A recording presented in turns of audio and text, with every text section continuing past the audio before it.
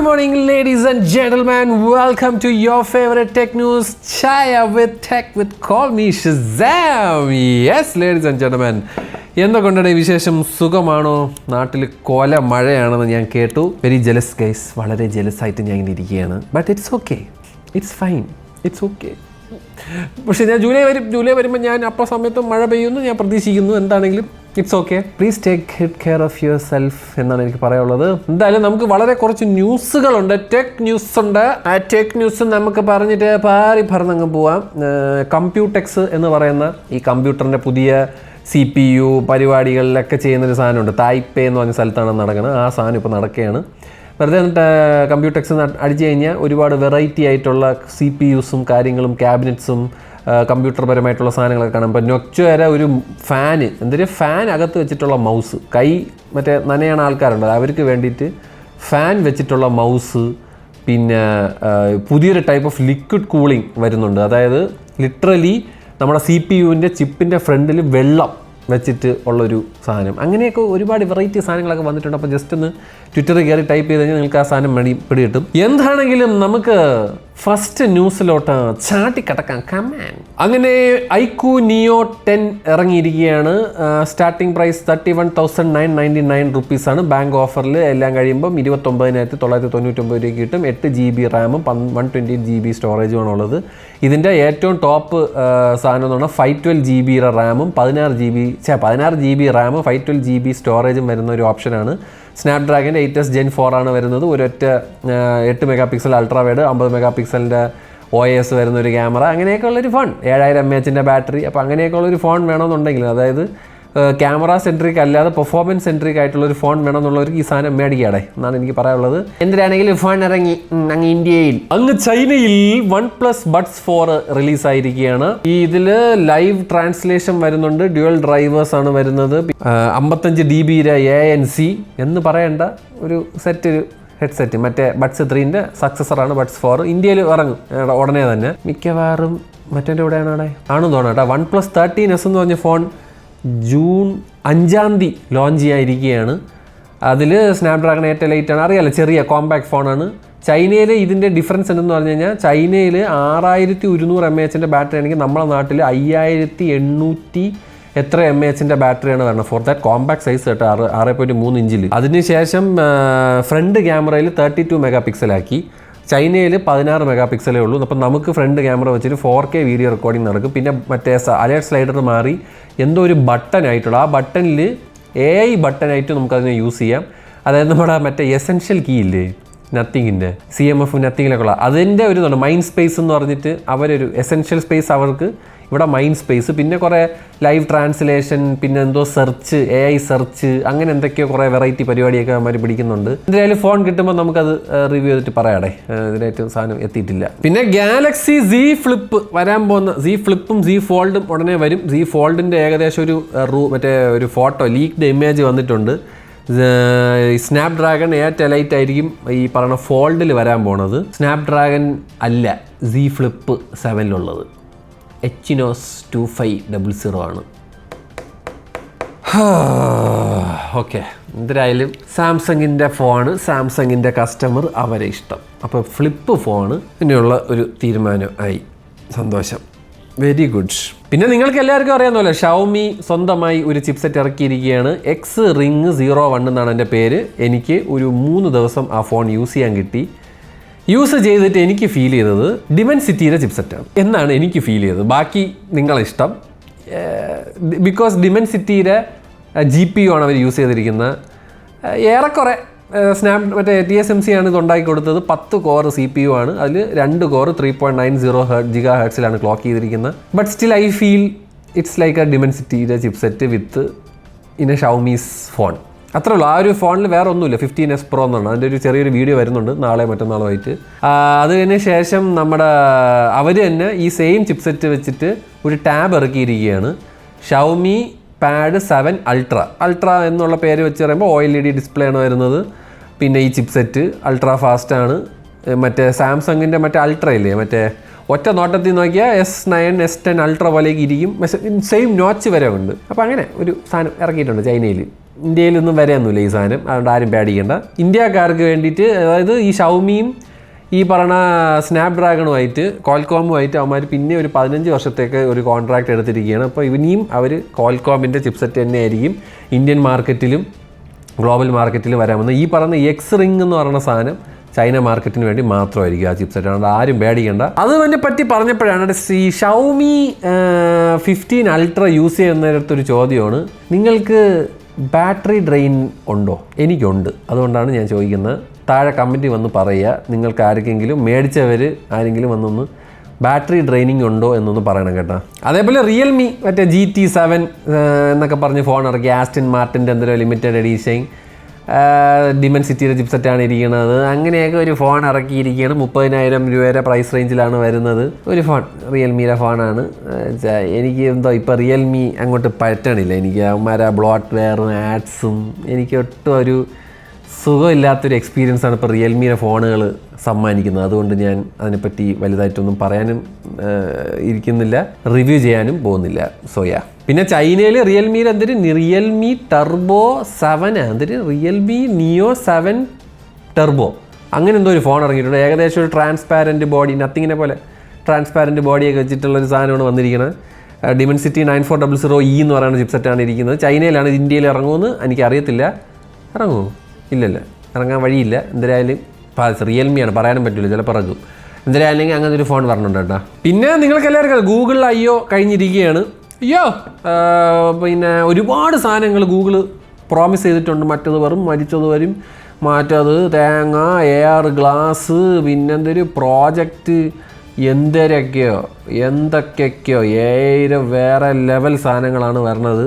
VO 3 വന്നിട്ടുണ്ട്. അതായത് കുറച്ചും കൂടെ റിയലിസ്റ്റിക് ആയിട്ടുള്ള വീഡിയോസ്, അതായത് ഇമേജ് ടു വീഡിയോസ് ഉണ്ടല്ലോ, മറ്റേ ജനറേറ്റീവ് AI, ആ സാധനമൊക്കെ വേറെ ലെവൽ വിത്ത് വോയിസ് ഒക്കെ ആയി തുടങ്ങിയടേ. ഒരു 5 വർഷം കൂടെ കഴിയുമ്പോണ്ടല്ലോ അതുകൊണ്ട് ഇതുപോലെ ഇരിക്കും ആ ഒരു വീഡിയോ.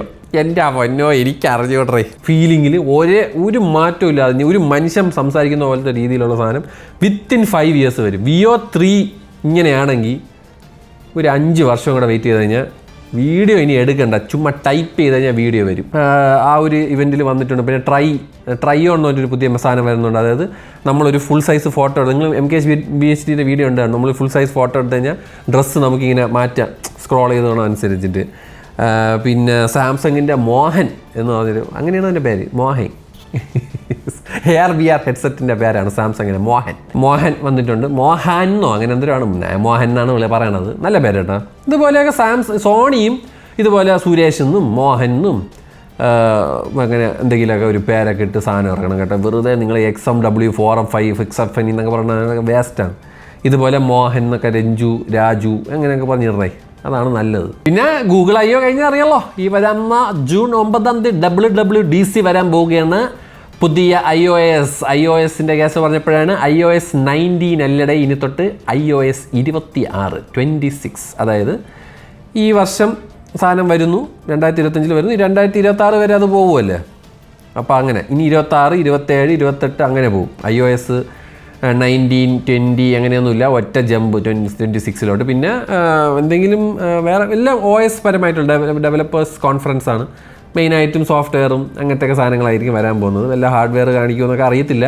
എന്തായാലും നമുക്ക് iOSൻ്റെ ഏറ്റവും പുതിയ പതിപ്പ്, iOS, macOS അങ്ങനത്തെ സാധനങ്ങളൊക്കെ കാണാം. പിന്നെ ഒരു കാര്യം, സാംസങ്ങിൻ്റെ ഏറ്റവും ലേറ്റസ്റ്റ് അപ്ഡേറ്റ് ആരും ചെയ്യരുത്. ഒരുപാട് പേർക്ക് ഓവർ ഹീറ്റിംഗ്, എസ്പെഷ്യലി S23 അൾട്രയൊക്കെ യൂസ് ചെയ്യുന്നവർക്ക് ഓവർ ഹീറ്റിംഗ്, ബാറ്ററി ഡ്രെയിനിങ്, അതേപോലെ റീസ്റ്റാർട്ട്, ബൂട്ട് ലൂപ്പ് ഒക്കെ വരുന്നുണ്ട്. അപ്പോൾ എനിക്ക് പറയാനുള്ളത്, സാംസങ്ങിൻ്റെ ഒരു അപ്ഡേറ്റ് വരുമ്പോൾ വല്ല ശത്രുക്കൾ ആരെങ്കിലും ഉണ്ടെങ്കിൽ അവരെടുത്ത് പുതിയ അപ്ഡേറ്റ് വന്നിട്ടുണ്ട്, നീ ഒന്ന് ചെയ്യൂ എന്ന് ചോദിക്കുക. എന്നിട്ട് അവനെ കൊണ്ട് ചെയ്യിച്ചതിന് ശേഷം നിങ്ങൾ ചെയ്യാൻ ശ്രമിക്കുക എന്നാണ് എനിക്ക് പറയാനുള്ളത്.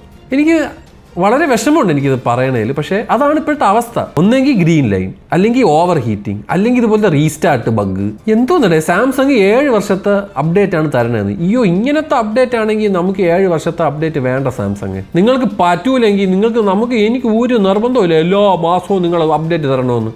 ദൈവത്തിന് ഓർത്ത് ഇതുപോലത്തെ വൃത്തികേട് കാണിക്കരുത്. ഈ ഗ്രീൻ ലൈൻ ഇഷ്യൂ എന്തെങ്കിലും ചെയ്യണം കേട്ടോ.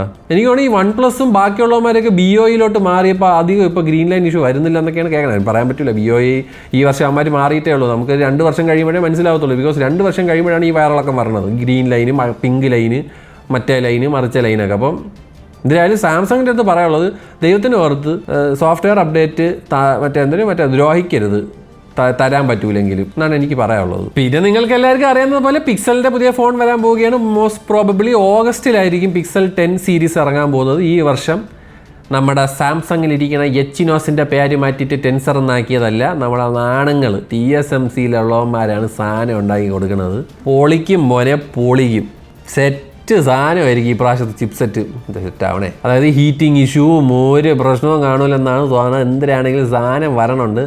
ലുക്ക് വൈസൊന്നും യാതൊരു മാറ്റവും ഇല്ല, കഴിഞ്ഞ വർഷത്തെ ഫോൺ പോലെ തന്നെയാണ് ഈ വർഷം ഇരിക്കുന്നത്. പിന്നെ അങ്ങ് ചൈനയിൽ റെഡ് മാജിക്കിൻ്റെ പുതിയൊരു ഫോൺ ഇറങ്ങിയിരിക്കുകയാണ്. ഗെയിമിംഗ് ഫോണാണ് ഈ ഫോണ്. സ്നാപ്ഡ്രാഗൻ്റെ 8 ലൈറ്റ് ചിപ്സെറ്റാണ് ഇരിക്കുന്നത്. അത് ഓവർ ക്ലോക്ക് ചെയ്തിരിക്കുന്ന ചിപ്സെറ്റാണ്. ഏകദേശം 3.1 മില്യൺ ആൻഡ്യൂറ്റു സ്കോറാണ് ഇതിന് വന്നിരിക്കുന്നത്.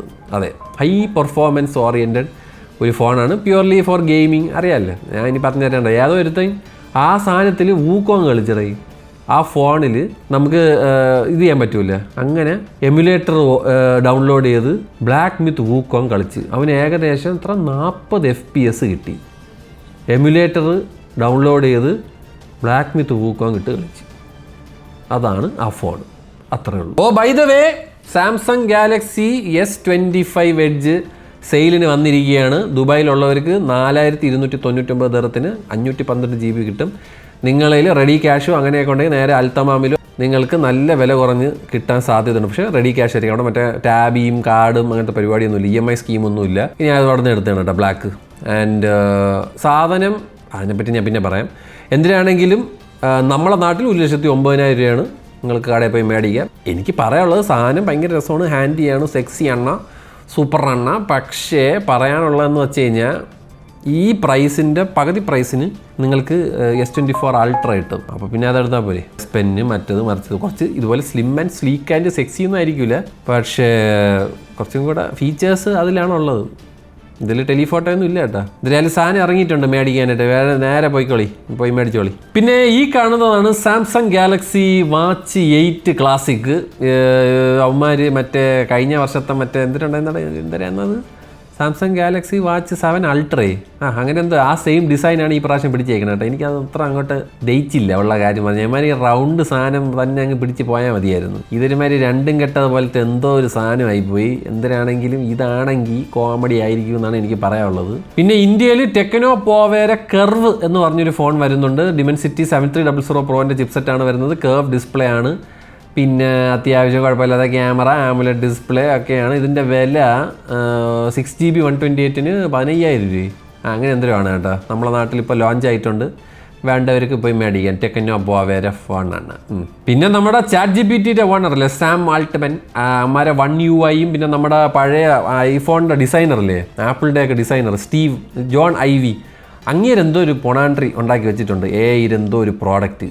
അത് ഈ പറഞ്ഞ സാം ആൾട്ട്മാൻ അങ്ങേരെന്ന് $6 ബില്യൺ അവർ ആ കമ്പനി അക്വയർ ചെയ്തിരിക്കുകയാണ്.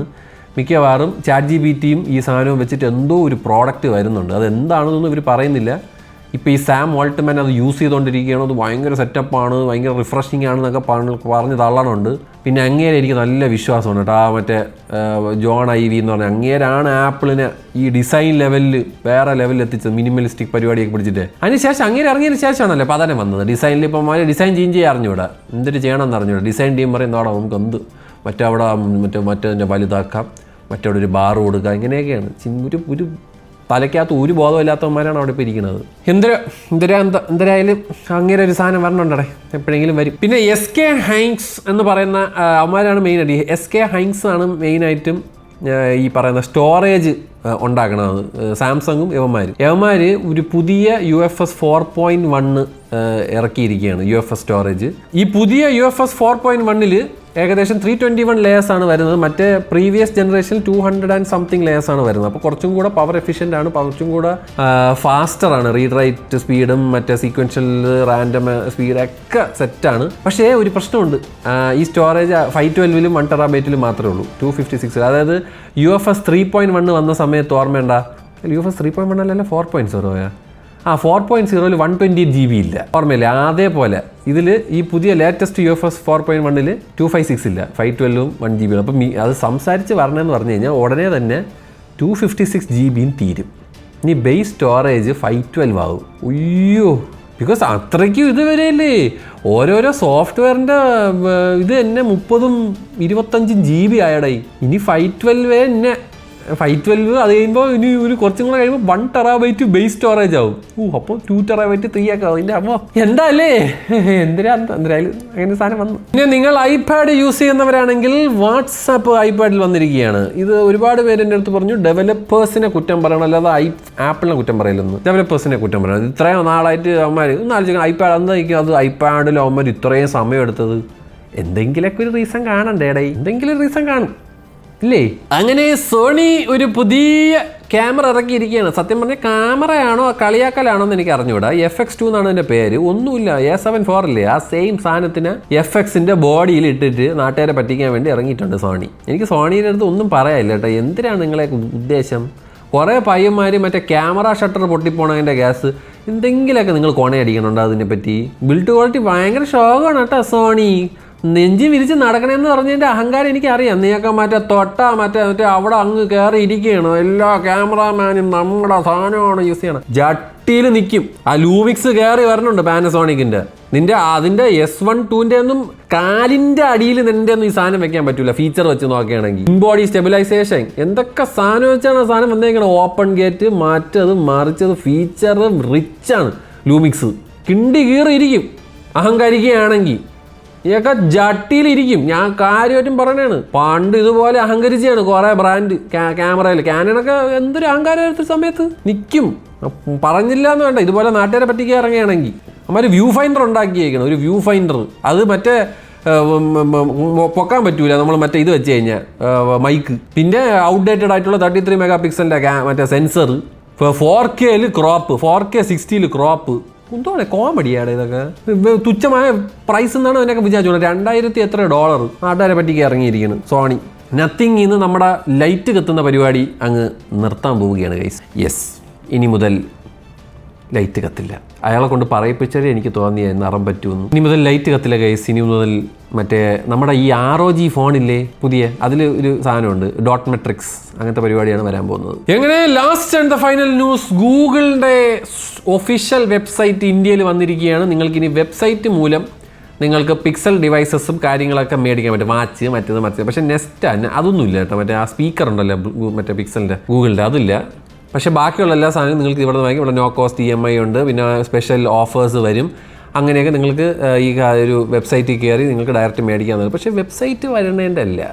എനിക്ക് ആപ്പിളിൻ്റെ അടുത്ത് ഇതാണ് പറയുന്നത്, നിങ്ങൾ മറ്റേ ഷോറൂം തുടങ്ങിയിട്ട് കാര്യമില്ല. ഇവിടെ പ്രോപ്പറായിട്ടുള്ളൊരു സർവീസ് സെൻറ്റർ വേണം ഭായി. ആപ്പിളും ഗൂഗിളും രണ്ടിൻ്റെ അടുത്തുമാണ് ഈ പറയണത്.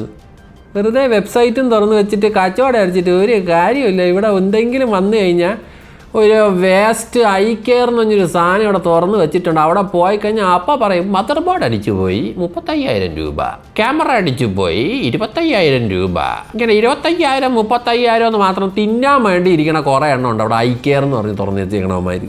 അതല്ല വേണ്ടത്. നമുക്ക് പ്രോപ്പറായിട്ടുള്ള ആപ്പിളിൻ്റെയും ഗൂഗിളിൻ്റെയും സർവീസ് സെൻറ്റർ വേണം.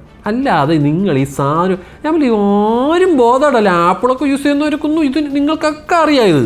പക്ഷെ നിങ്ങൾ ആരും അത് പറയൂല ഇവിടുത്തെ സർവീസ് സെൻറ്റർ വേണമെന്ന്. അത് അമേരിക്കയിലൊക്കെ അങ്ങനെയൊന്നും അല്ല. എന്തെങ്കിലും വന്നു കഴിഞ്ഞാൽ അപ്പോൾ വേറെ ഫോൺ എടുത്ത് കൈ തന്നെ വീട്ടിൽ വെക്കോളം പറയും. അതാണ് ഇവിടെയൊക്കെ ഉള്ള സർവീസ് സെൻറ്ററിൻ്റെയൊക്കെ ഒരു ഗുണം. അതേപോലെ വരണം. വെറുതെ ഷോറൂമും വെബ്സൈറ്റും തുടങ്ങി വെച്ചിട്ട് ഒരു കാര്യമില്ല എന്ന് പറഞ്ഞുകൊണ്ട് ഞാൻ പോണടേ. അടുത്ത ന്യൂസ് അടുത്ത ഞായറാഴ്ച വരെയാണെങ്കിൽ വരാം. എന്തായാലും ഈ ഫോൺ കൂടെ ഈ സ്ലിം ഫോണായതുകൊണ്ടേ ഈ ഭയങ്കര എന്തോ ഒരു വിയേർഡ് ഫീലിംഗ് ആണ്. അതായത് വലിയ ഫോണിന് ഈ ഒരു കോമ്പാക്ട് ഫോണിൻ്റെ വെയിറ്റ് ഫീൽ ചെയ്യുമ്പോൾ ഒരു വിയേർഡ്നെസ് ഇല്ലേ, അതാണ് ഈ ഫോണിൻ്റെ ഒരു ഗുണം. ഇത്ര സ്ലിമ്മൊക്കെ ആയതുകൊണ്ട് ഇതിന് സ്ലിമ്മാണ് മറ്റേ സാധനം ആപ്പിള്. പക്ഷെ അതിൽ കോമഡി അറിയാലോ, സിംഗിൾ ലെൻസും 2800 mAh ബാറ്ററി. അത് ഞാൻ ചുമ്മയാണെന്നാണ് വിചാരിച്ചോണ്ടത്. 2800 ബാറ്ററി നിന്ന് ഇവിടെ ചെരുപ്പൂരി അടിക്കുമോ ഇവിടെ മിക്കവാറും ടിം കുക്കിനെ നാട്ടുകാർ തല്ലും കേട്ടോ. അമേരിക്കയിലേക്ക് ജട്ടിയൊക്കെ ഇട്ട് തലയിട്ട് അങ്ങനെ മറ്റേ കഴുതപ്പുറത്തിരുത്തി നടത്തിക്കണ സീനൊക്കെ മിക്കവാറും കാണേണ്ടി വരും ഇങ്ങനെയാണെങ്കിൽ. 2800 2025 എങ്ങനെയാടാ കൊടുക്കണത്? എനിക്ക് അറിഞ്ഞൂടാട്ടോ, ഞാൻ ഇപ്പോഴും അത് കോമഡിയാണെന്ന് പറഞ്ഞാണ് ഇങ്ങനെ ഇരിക്കുന്നത്. ചിലപ്പോൾ തമാശയായിരിക്കും. അവർ 2800 mAh ഒരു ഫോൺ ഇറക്കുമെന്ന് എനിക്ക് തോന്നണില്ല. എന്നിട്ട് എത്ര നേരം നിൽക്കുക ഫോൺ? 4 മണിക്കൂറാ? 4 hours SOT? കൊള്ളാം. എന്തിനാണെങ്കിൽ ഞാൻ പോകണം കേട്ടോ എന്ന് പറഞ്ഞുകൊണ്ട് അയ്യോ വേറെ ഒന്നും പറയാല്ല. എല്ലാവർക്കും ഒരു ചായ ചിയേഴ്സ് നേരുന്നു ഗൈസ്. ആൻഡ് എല്ലാവരും വീട്ടിൽ ഇരിക്കുക. Please be safe. ഈ മഴയുടെയൊക്കെ കാര്യം ഒരുപാട് കേൾക്കുമ്പോൾ മനുഷ്യന് പേടിയാണ്. പ്ലീസ് മേക്ക് ഷുവർ ദാറ്റ് എന്തും ഇതുപോലത്തെ മറ്റേ എന്തെങ്കിലും ഒരു വാർണിംഗ് സൈനൊക്കെ വന്ന് അപ്പോൾ തന്നെ റെസ്ക്യൂ ക്യാമ്പിലോ അവിടെയൊക്കെ പോവുക. നിങ്ങൾ ആരും കളിച്ച് തിരിച്ചൊന്നും ഇരിക്കരുത്. And please take good care of yourself ladies and gentlemen എന്ന് പറഞ്ഞുകൊണ്ട് ഞാൻ പോകുന്നു. Take care, love you all, by.